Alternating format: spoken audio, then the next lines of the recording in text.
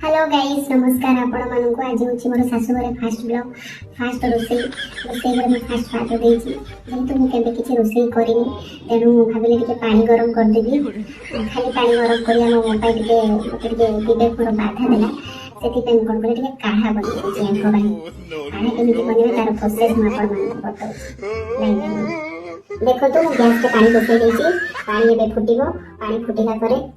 देखो तुम काढ़ा पकड़ा कौन कौन नहीं भूषण पत्र 3-4 लवंग गोलमरीच तेजपत्र टाचिनी मसला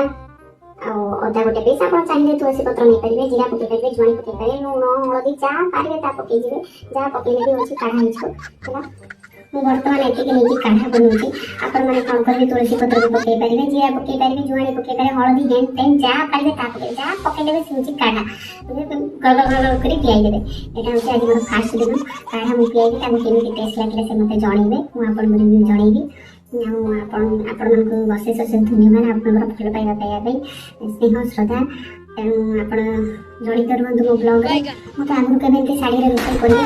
रोषे कर अभ्यास हो भल भल रोषे करके रेसिपी देवी